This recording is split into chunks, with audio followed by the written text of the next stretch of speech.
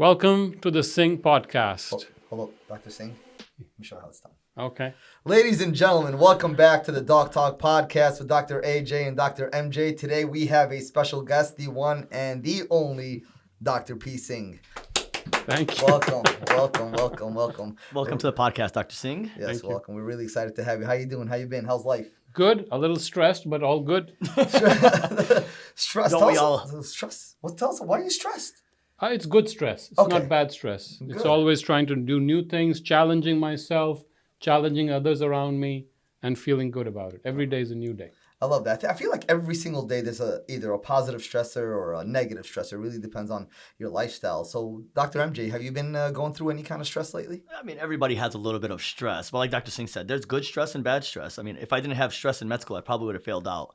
So you need that little bit of stress to kind of motivate you to kind of get through the next phase in life. Because honestly, without it, then you don't stay motivated. You're not excited about things. Positive stress, like the actual definition. You think about maybe like a new job or a new career or having a new baby. It's very stressful and can be, you can get a lot of anxiety. Now, a negative stressor can be, patients or people who get fired or God forbid, you've been diagnosed with some sort of illness or something that you can't control. So It's today, what you do with the stress. that's the biggest issue that we need to deal with. I think this is our topic today, by the way, ladies and gentlemen, is stress awareness. And we're really excited to be here today with Dr. P. Singh. And again, thank you so much for being on our podcast today. It's my pleasure, but I thought it was my podcast. Now I'm stressed Well, out. technically, it kind of is your podcast. Literally. Technically, it is. You're absolutely right. So let's talk a little bit about, I mean, we all deal with a lot of different patients with different types of stressors and whatnot. Let's ask you, Dr. Singh, start out with you. Mm-hmm. When you have a patient that presents to your office complaining of stress, how do you Yes. typically approach that patient initially? Well, the first step is to try to be calm yourself. If you get stressed with the patient, then you're only going to enhance it. 100%. You have to be calm, comforting, and inwardly you have to feel it. If you can also feel where they're coming from, if you try to understand it and try to address their fear, 90% of the stress will be gone. A lot of times patients will talk about pain here, and then you really want to know why are you worried about it?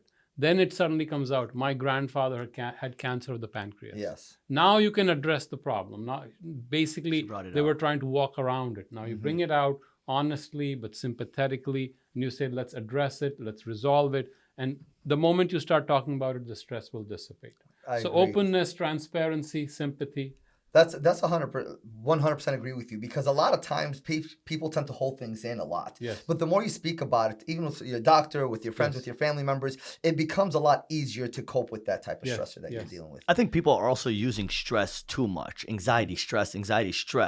And people are unable to differentiate between that because of people are using it so often. Yes, I agree. And you know what? Let's talk a little bit about treatment options, right? Like lifestyle modifications. Yes. There's medications, of course, but typically that's more of a last resort type of situation. Yes. So if you have a 65-year-old male patient who came to you presenting with a type of stressor because his wife was diagnosed with a type of cancer. So Yes. what kind of steps do we talk about treatment options now? Do we initiate medication? Do we initiate lifestyle changes? What would you recommend, MJ? What would you recommend to your patients in this type of situation? I think it goes back again, starting understanding what's causing the stress. Because if you're jumping to the treatment before understanding the root cause, then you're never going to fully treat it the proper way. So again, Dr. Singh said it perfect. Figuring out where the stressor is, because they can say they're having abdominal pain, but really they're thinking about the stress of their grandparent that had the cancer. So figuring out the root cause is step one. What is actually causing the stressor? So in order to discover what the problem is you gotta listen to the patient. I think most people want to give the answer before actually listening to the person with the stressor. Yes, I Because you're never agree. going to be able to figure out the stressor if they're not really telling you what the stressor is. I agree. Also, in this day and age, informed decision making. If you empower the patient, you talk about it, you are transparent, you're open, you're vulnerable with the patient. So suddenly this hierarchy of doctor-patient, you bring it down. Suddenly you're equal, you're their They friend. level it up. Yes. Suddenly open up more, And when after Yep. a lot of our patients become our friends. They are open to us, and that takes away a lot of stress, because this fear, this separation from this stranger who is just wearing this white coat also Of course. creates a lot of stress, Of white course. coat hypertension. And it happens. So if you empower them, if you share information in this day and age with all the information available on the internet. You walk them through it. I think that takes away a lot of stress. Also, I tell them, don't watch television. That is a big stressor these days. The news. Because you start also feeling bad about yourself. Because Yeah. if you're watching something and somebody has a nice car, you want a nice car. You want this. You want the things that they want, and it starts stimulating stress in your own life. And it actually, then it's the bad stress. Yeah. Because once that stress, the bad stress turns on, then you're unable to do the things, move on, and actually get things accomplished. What about, so I have a scenario for you. So we talked about patients who've had this, and I'm assuming you guys are talking about chronic stress, right? Yes. What about acute stressors? A death in the family, for example. Yes. How do we approach that? Do you jump into medications? Because I've had patients that are unable to sleep, unable to exercise, unable to eat properly because a spouse or a significant other, a sibling dies. Okay, how do you deal with it in that office? Because I deal with it on a daily basis. Yes. Death in a family. Yes. Do you approach the medication route temporarily for a short-term period, or do you try lifestyle modifications in a patient that doesn't want to do anything? Case by case, you know better than I do, Dr. Yes, Singh. So yes. it's all case by case. And there's also the grief phase, right? Of So course. once they're out of the grief phase, that's different. In the beginning, if it's affecting their sleep and they're suicidal or homicide, like if they're going down that path, then yes, you want to treat it with medications. But other than that, you want emotional support. You want to be there for them. Behavioral therapy, typically in that situation. When the right? patient feels close to you as a primary care, they're able to open up. So you just see them more often. That's what I do for my patients. Good When they idea. have a death, I bring them in more often. Instead of coming in, I'll see you in 3 months. My husband died. I'll see you in 3 months. That just shows you don't care. Yeah, exactly. I'll see you in 5 days. I'll see you in a week. Yeah, To come show them back that in a you're week. there. Yep. They come back a Weekly. week later, they feel better because they're excited about seeing you, right? And they come talk back a to week, you. and then it gets better like that. Also, good lifestyle. Making sure they're sleeping well, eating less coffee, alcoholism. For sure. Smoking, nicotine. Absolutely. Soda is not a lot of caffeine in the soda can excite you. That's actually a very good point. Yeah. And then familial relationships. Sometimes the families are broken, which is one of the biggest causes of stress. If there is a way to bring the daughters together, bring the granddaughters together, just having them talk to each other, just having a little 2 minutes of husband-wife separation or that distance is a huge stressor. It is, absolutely. Women being separate from the grandchildren is a huge stressor. Yep. So often I have to say, you go and visit them. Exactly. You'll You feel do better. FaceTime nowadays. Or empty nest syndrome, for Empty nest example. syndrome, absolutely. It definitely exists. And the natural tranquilizers, valerian root, Oh, chamomile tea, ashwagandha. something to relax. Go out for a walk, go at the beach, play with the children. Swim, pets. exercise, Yeah, for enjoy, sure. Pets, spend definitely. time with the pets. Family, surround yourself with family and loved ones. I definitely agree with you.